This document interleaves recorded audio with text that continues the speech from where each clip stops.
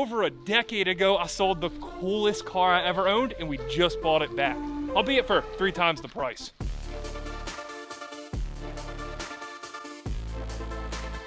I truly have not sold this car since the day it left my garage. Wow. This is my, well, it was mine, and now it's mine again.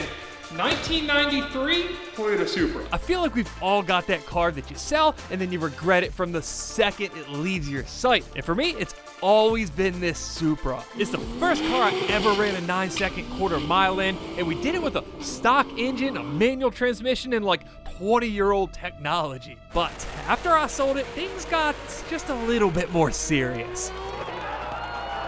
This is just levels, worlds above the car it was when I had it. I mean, look, we got a turbo in the headlight now, carbon fiber front end. This car was on Motec, which is a ridiculously expensive engine management system. It's a 3.4 liter engine now. This is a true race car. When I had it, it was a street car. What it's gonna be from here, I'm not quite sure. I want to take it just a little more streetable. This is how a Supra smells. How's it smell? Like a Toyota, like an 80s Toyota. I mean, that makes sense, right? That smells like, that checks out. It smells like my older shell. It's so crazy to me to see stuff that's still on this car that I did. I was the one who put these battery jump posts back when this was really popular. The kill switch, this little sticker, I had that printed. This was on it too. The parachute when I had it, though the cage now has been modified, it's much more advanced. This is so crazy to me. Another thing that's changed drastically about this car is the roll cage. When I had it, it did have a 10-point roll cage. It was good for, I think, 850s. This is good for like low 7s, though it's not necessarily ideal on the streetability front. In fact, it's gonna make it quite unstreetable, along with the fact that it has carbon fiber doors with windows that no longer roll down. You have to push this to open the door. It's a lot of stuff that you find on hardcore race cars that I'm simply not used to, but we do have a remedy for that in that giant pile of parts over there. We'll get to that in a second. Outside of just being obnoxious in a street car, there is one more problem with this. I don't know how I'm getting in here. Oh! Hold on now. Looks like you're struggling.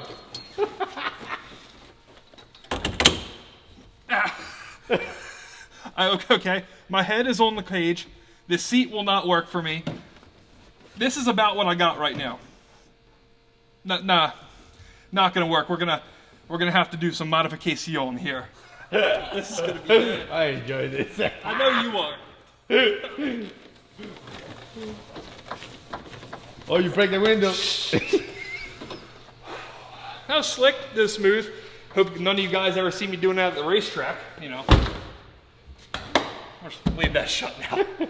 We have a mechanical fuel pump now. This is the gas tank in the car. A small little radiator, but a massive intercooler. One other thing that he changed is the front end. It's now tubed, though we are getting the original front end back, so if we wanted to reinstall it, which I don't, we could. This mangled up strut tower, that is, unfortunately, and I probably shouldn't even admit this, but me beating it in with a hammer, because the way you used to run turbos on these cars is you'd put one big turbo up here instead of something in the headlight, and they didn't fit real well with the strut tower. At the time, with the tools I had available to me, it was pretty much hammer it. There was no cutting, there was no welding, it was bash it in with a big f***ing hammer. All that stuff was cool when these were, you know, cheap cars.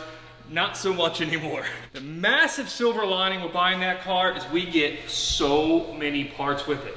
A lot of this stuff is stock parts that I either included with the car when I sold it, like this spoiler. It wasn't on the car, but I threw it in when I sold it, and now it's coming back home. I don't think we'll put it on the car, but hey, at least we have it. There's the stock rear subframe, which that car has a absurd rear end in it. We'll get to that once we get it back to the shop, put it on a lift. I don't even know what all this stuff is. There's a starter. Oh, there's the Supra brakes, the factory Supra brakes. When I had it, I had the small brakes only on the back, not the front. So now there's strange brakes all the way around with really, really tiny rotors. We have a spare engine that comes with it. There is the 6-speed shift boot and shifter panel. This is so cool to see. It really is like a time capsule. There's all the factory wiring. There's the HVAC box. I don't think we're gonna put that in the car. There's not really a reason to in a car that's like that. But the good news with these is they're now worth a ton of money. It was practically a throwaway part when I sold the car. Now we can sell it and recoup a lot of the money we just paid. Well, not a lot. a small portion, but enough. I don't think you're gonna be able to sell those wheels. They just kind of go away, just like you know. Go away. Yeah. Just like, you know, everything else goes away onto that orange 350Z. When I had this car, it didn't have the hood exit. It had a fender exit. I really hope I have pictures of this stuff. If I do, well, you've probably already seen them. Correct me if I'm wrong.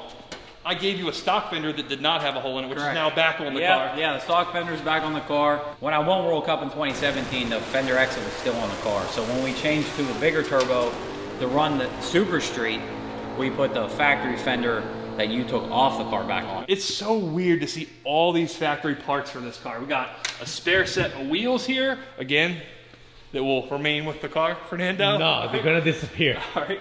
So also this is the hatch that was on the car when I sold it. It is carbon fiber, but I had it painted. It's still got glass, unlike the Lexan that's in there, but this one had a bit of an accident, right? Yeah, one of the guys dropped it in the shop and broke the rear latch assembly, so I had to break down and buy a new one, and then we went with the Lexan window. Well, I'm glad it's still here because I might put glass back in that car all the way around. We got every bit of the factory glass included, so if we do choose to go that route, it'll be easy, just a bolt and a fairing. One thing that's real important with this whole deal, this guy right here, a factory clutch pedal. The car was really well known for running really fast, a manual setup, but then you went automatic. I'm not sure what we're gonna do with it. We'll figure out the whole transmission thing later. One other part I'm super happy to get, because they're not cheap either these days, is the factory fuel tank, just in case we wanna try to do something with that instead of running that front tank setup, which I'm not positive if we will run that, but we'll definitely run a bigger rear mount tank, because even if we don't make it a full-fledged street car, I wanna do maybe drag and drive with it or something that's gonna require a bigger fuel tank than that small one that's in the engine bay right now. Oh, then there's the floor mats that I gave with the car too. These have also significantly appreciated, you know, stonks and whatnot. We can probably sell these. We don't really have much of a use for them. I don't know how expensive they are now, but I know they're not cheap. I can't imagine a scenario in which we weld this back on unless we really want to try to go full street car with it. But again, I really haven't decided any of that. We've got so many freaking parts here that I think the plan is to make this a little bit easier. I'm gonna stick as much in the car as we can, and then the rest of it can go in the back of the truck. Oh, a converter? Yeah, that's pulled together. Ooh. That looks fancy. Looks expensive too. We'll put this in the car. I didn't see that. Yeah. The factory mirrors, we can put these in those doors if we wish. Oh yeah, the original glove box out of the car. Woo. Ain't been used in a while. It's probably hard to find now, right? What? So when I sold this car, it had K-Sport drag coilovers on it. And this is the adjuster for it. We got 2 brake boosters with it. He actually converted this thing to manual brakes. It's a really clean looking setup, and he said it drives good. So if we did want to street drive it, do drag and drive or something, we don't really have to switch back and use those brake boosters. We can keep it how it is now.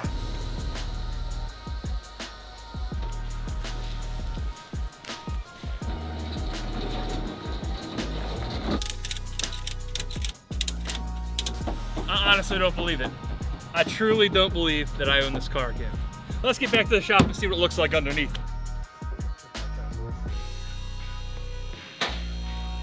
Well, first time under it, and yeah, it looks like a race car. This tube front end though is sick. It's so well done. There's so much different stuff integrated into it that I don't even know what it is yet. This is some kind of pressure sensor. Now we can get a real proper look at some of the fabrication that was done on this car. The turbo, the oil drain, it goes into that canister, and then because the turbo is mounted lower than the oil pan, the oil that drains out has to be pumped up into it, which is why we have this scavenge pump here. One thing I have to say that I'm very, very happy with on this car is the quality of this tube front end. It's everything integrated into one massive assembly. The mounts for the radiator, the intercooler, and it's all just so well done. We can get a better look at the turbo manifold, that 6-in-1 collector, which is neat in itself. There's the connection pipe that goes from the manifold to the turbo, and then the up pipe that goes out through the hood. The front suspension, it's stock upper control arms, stock lower control arms, stock spindles with the broken ABS sensor that was probably the same one that I broke off in there 10 years ago. We got a set of IDS front coilovers. There's an angle kit. Wow! Whoa! Drift car. It's, yeah. as of course would make perfect sense on a car like this. It no longer has power steering. We've got a Flaming River Racing manual rack on it. One thing that I find kind of interesting, on the back we got a crazy tubular rear subframe setup, which we'll get to in a second, but the front subframe, that's still the stock units, the aluminum front section, the steel rear, coming off our tiny little radiator there. We have the water pump for the engine, which is kind of interesting because there is some coolant still going through this engine, even though the block itself is concrete filled, which we'll get into later. That's a whole nother mess. Now for our transmission, the brand new Abruzzi, I hope I'm saying that right, Power Glide. This, if we want to leave this in here, it should handle anything and everything we'd ever want to do with the car, regardless of what engine we put in it. Behind the transmission, we have quite an elaborate drive shaft loop, and the whole point of this is if you break a drive shaft, it doesn't go down into the track or up through your legs. This one, it ties in to that little panel covering the shifter hole, or where the shifter hole used to be. Now, onto the rear end, and this is probably the best part about the entire driveline of this car, the complete tubular rear subframe conversion. It's also got a 9-inch rear with a spool in it, a crazy axle setup. As for the suspension on this thing, for as much as been upgraded on it, the whole rear end, those AFCO big gun shocks, I believe that these are the same $100 Megan Racing arms that I put on this thing a decade ago. They're rusty, they're kind of scratched up nowadays, but hey, I guess they still work. There are aftermarket upper control arms, this lower control arm, that's aftermarket. And this rear sway bar setup, I don't know a ton about it, but according to what Reed told us, that thing is discontinued. I have seen these blade type sway bars used in other applications, not necessarily on Supras, and I know they're always regarded as really nice quality and really expensive, so I guess there's, hey, something to it. Mega Racing arms on that Supra? I got one question. What? What kind of arms you got on your Supra? SLP. Oh, I gotta, come on. Now, if there is one downside to having this very Supra be raced by somebody before I owned it, then me, and then Reed, it's that it's been through some things in the chassis. It shows it. The chassis is not what it used to be. I mean, where do we start? Just look at the floor. It's really not that much explanation needed. There was undercoating here at some point. Don't point at that. Don't point at that. Weight reduction? Did anybody teach you not to stick fingers in holes you don't know? All right. Would you say you're floored by the condition of this? Oh, I am floored, yeah. Okay. It's really flattening my mood. And then there's the major one. It's not really a secret that to fit some transmissions in this car, you got to get the hammer in the transmission tunnel. And boy, you know, I honestly felt bad about the whole strut tower job, but this puts that to shame. For what it's worth, I did not do this. I don't know under what circumstance this happened. The only thing I can think is when you're stick racing, sometimes you need a crazy clutch. You'd put some big bell housing on it to house said clutch, and I guess in some chassis, you have to do this. Now, don't get me wrong, if we want to make this car nicer, if we want to kind of restore it to some level, we can't always go back and try to weld in a new transmission tunnel or fabricate our own. Again, I don't want to sound like I'm being too harsh on whoever did do this, because just like I was hammering in that strut tower, chances are when they did this, it was a very different time, and Supras are not what Supras are today price-wise. And now that we got a proper look at everything we bought, it's time to do something that I haven't done in a very long time. And that is get wrenching on my Supra.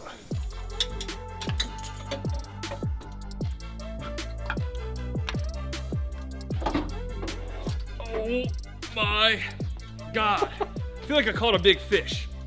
Profile picture. You were so red in that shot. Why do you think I look red? This thing's gotta be 50 pounds. Yeah, clearly I've been slacking on my cardio all winter, but spring's right around the corner, which means race season, baseball season, you know, all the fun stuff. And with DraftKings Pick6, the sponsor of today's video, there's a fresh, exciting new way to play daily fantasy sports all season long. With Pick6, you pick at least 2 players and simply choose if they'll have more or less of a stat. Will a certain player throw for less than 6.5 strikeouts? Will another player have more than 2.5 runs in a game? Will Tim cry for more or less than 5 minutes when he finds out what I'm doing to this car? Less. Just lock them in and compete against others for a shot at huge cash prizes. Plus, all new players who play at least $5 will get $50 back in Pick6 credits to help keep you in the game. If you're like me and you just don't have the time to commit to season-long fantasy sports anymore, games like DraftKings Pick6 are the perfect way to get in on all the action with practically none of the time commitment. This is your shot to level up your baseball experience all season long, only on DraftKings, where the crown is yours. Now, believe me, on some level, it does hurt to take this car apart. Given that it was, a torque converter install, set of injectors, and a little bit of wiring away from being a running, driving car, it does feel almost wrong. But this car, as it sits currently, it's not at all set up for what we want to do with it. Since I brought this thing home, I've done a lot of thinking about what we ultimately want to do with it. And while it's definitely too far gone to be some full creature comfort, daily driver type Supra, I at least want to be able to take it out on the street on nice days. I want to be able to do drag and drives with it, but as it's built, it's not going to be able to do any of that. This car was legitimately built to do one thing and one thing only, and that's go very fast in the quarter mile. And to aid in that, they've concrete filled both these engine blocks. Now, unfortunately, concrete filled means exactly what you think it means. As long as you're willing to write off any chance at streetability, one thing you can do to make these 2JZ blocks a little bit stronger is to fill in these coolant ports with literal concrete. Now, on one hand, you get yourself a stronger block for the cost of a $10 bag of concrete at Home Depot, but on the other hand, you've now got concrete where your coolant should go, meaning that once this is running, it's going to overheat incredibly fast. So needless to say, street driving on a concrete fill block is a hard no. So even if we did want to keep everything else about this setup the exact same, at the very least, we'd have to redo the entire engine.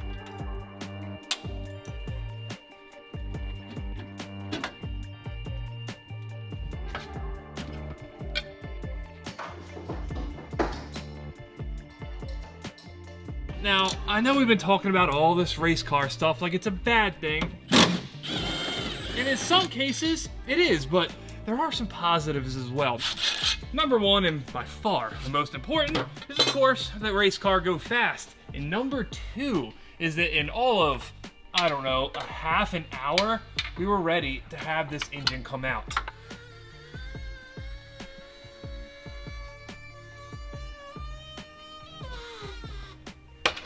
Does it help that there was no torque converter, no fuel lines ran or anything? Yeah, probably. But the point is, race cars, they're really easy to work on. One other thing that's really ingenious about the way they designed this car is this plate that goes on the back of the motor. This allows the motor to sit exactly where it should and not sag down when you pull a trans. Typically, when you remove a trans off one of these engines, the back of it's gonna fall down, which is why I had already sat this piece of wood in there. Turns out that we didn't need it. If you're, say, at the racetrack and you blow up a transmission, you can pull the trans without having to disconnect anything on the engine. Normally, all your intercooler pipes, your turbo setup, it will be bearing the weight of that engine trying to sag down in the back, and now it all just stays in one place.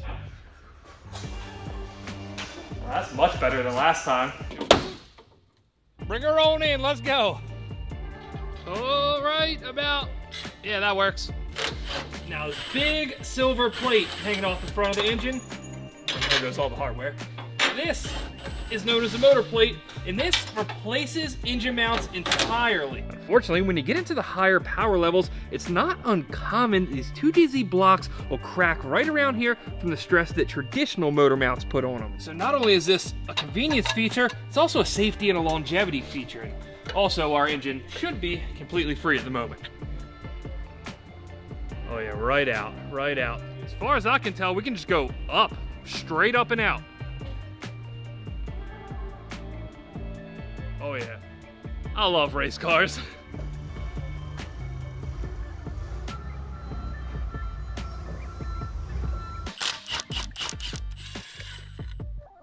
One thing that is very weird after working on domestic cars for the better part of the last couple years is switching from 13s, 15s, and 18s to 10, 12s, 14s, 17s, 19s. Check that out. He said this thing was brand new from the machine shop, and he was not lying. You still see the assembly lube on the valve guides.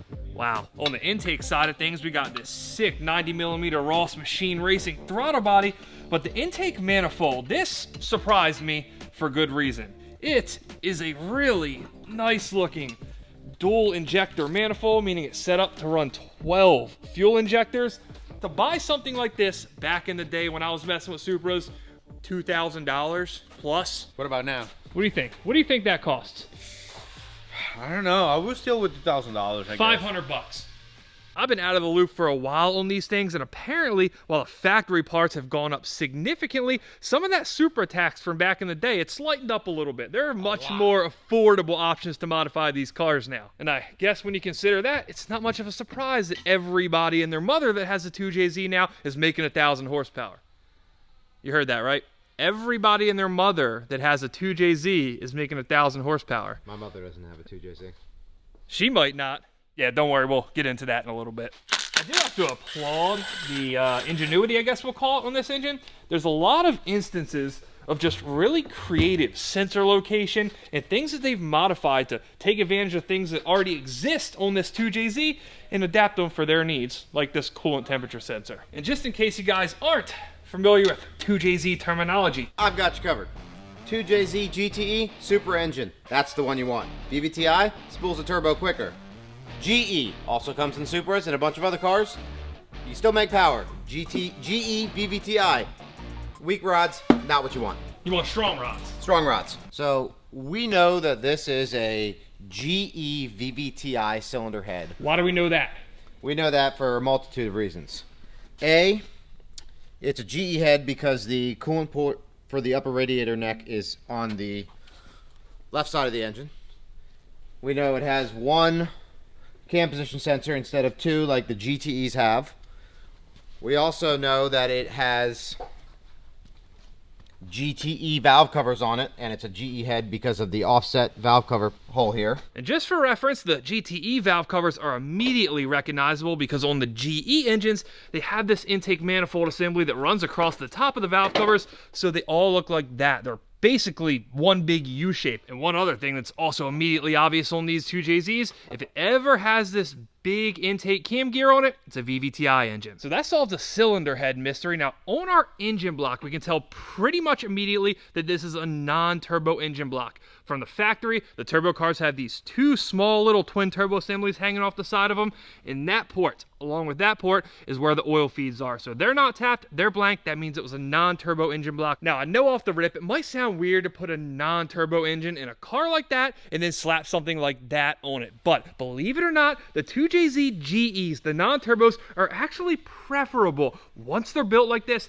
there is no difference in the block except for the fact that the non-turbo block doesn't have piston oil squirters, and that's a good thing. It leads to higher, more stable oil pressure. And with the cylinder heads, it's pretty much the same deal. Not only are the non-turbo cylinder heads much more readily available, but they arguably perform even better than the turbo cylinder heads. The angle of the intake ports is generally preferable to the turbo cylinder heads, mainly because the intake ports are much more straight up and down with the valves, where with the turbo heads, they flare out to the sides just a little bit. So especially once you have the heads ported like this, it leads to an increase in airflow capability, which in turn leads to an increase in the one thing we all value the most. You more power, baby!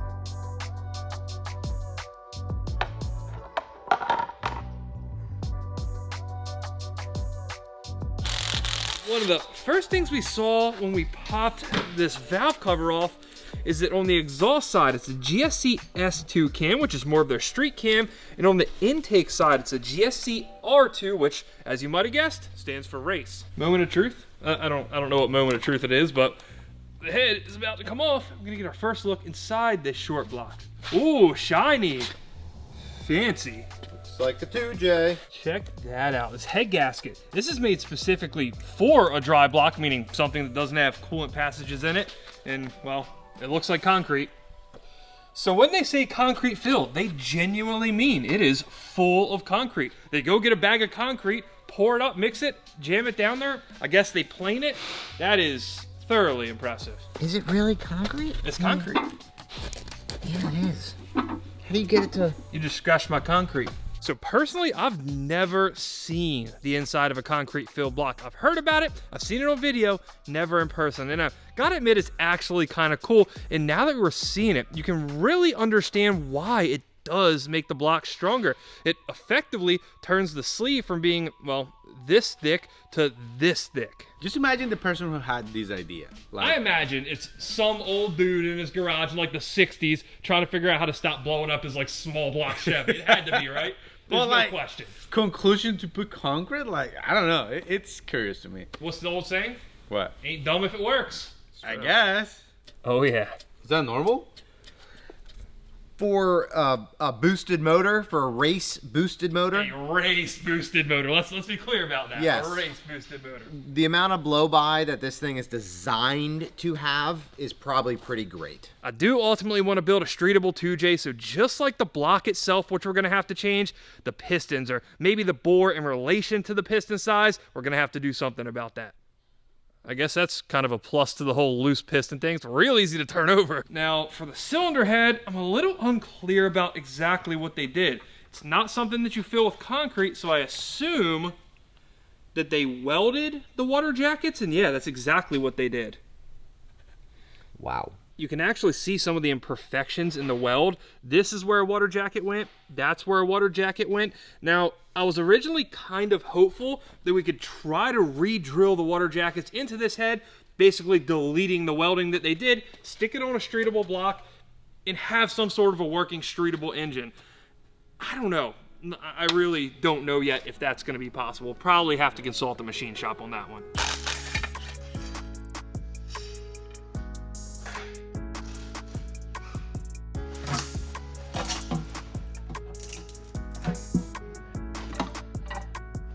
You ready, Fernando? Nope. For the most satisfying sound known to man? Come on in.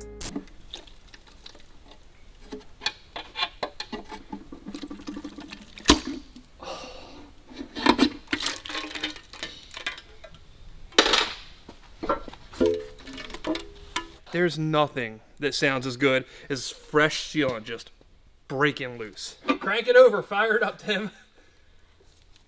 The crank do be cranking. Oh. What we got? Is that a crank part number? Winberg. Okay, 94 millimeter Winberg. It is indeed a 3.4 liter, as it should have been. The crank itself, $4,500, which is a nice bit of money saved if we're building our own 3.4 here. The rods, those are Manley Turbo Toughs. The pistons, they're Manleys as well. Don't know the exact specs. We'll have to look up the numbers on those. The main caps, those Real Street Performance, those are nice. We got ARP hardware throughout, main bolts, rod bolts. This is a nice engine. Just out. So at the very least, while we might not have an engine that we can just stick in a car and drive on the street, we've got a lot of parts that we can use to build a streetable 2JZ engine. The main caps, the rods, the very expensive crank, the ATI dampener, the oil pump. There's a lot here. All we really need to change is the block casting and the pistons. And then there's also the fact that we have a whole nother engine that came with the car. And this one is still sealed up fresh from the machine shop.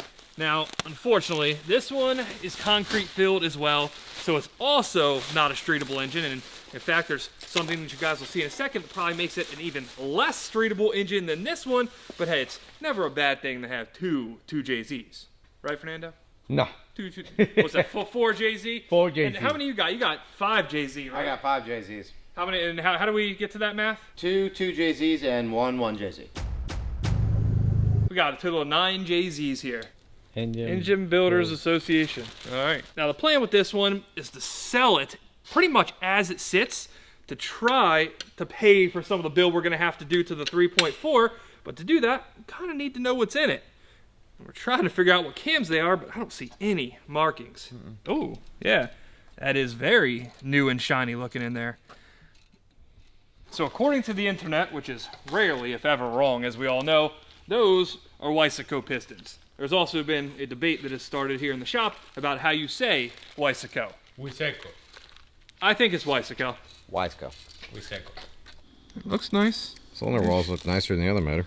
Just like the cylinder head on the 3.4 there, this one has a little bit of exhaust porting and seemingly even more intake porting. I agree. This is actually a significantly more ported intake side of the cylinder head. This looks awesome, actually. I said this engine might be a little less streetable than even the concrete-filled 3.4 there, and that's because of these aluminum connecting rods. Awesome in race applications. They're light, they hold up, but they don't last that long. They'll eventually stretch, and they do need to be checked on way earlier than a comparable steel rod. This one being a 3-liter, there was no need for an aftermarket crankshaft. It has the factory bone stock 2JZ crankshaft in it, which will hold up to pretty much anything. They're great cranks. Same deal as the other motor. We have ARP hardware throughout. These aluminum rods, they're made by R&R. The main caps, they are real street, just like the ones in the 3.4. I feel like this should be like an album cover, right?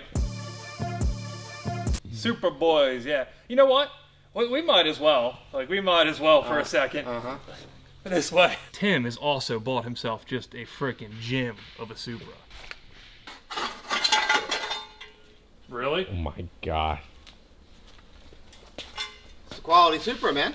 It's a Supra. Supra Boys merch coming soon, you know, with like 5 Z's at the end of it, right? It's just gonna be Tim and I posted in front of a Supra like this, all right? Present moment, it legitimately looks like there's been a 2JZ explosion in the shop. So to keep things straight, the 3-liter, we're selling it, it's done with.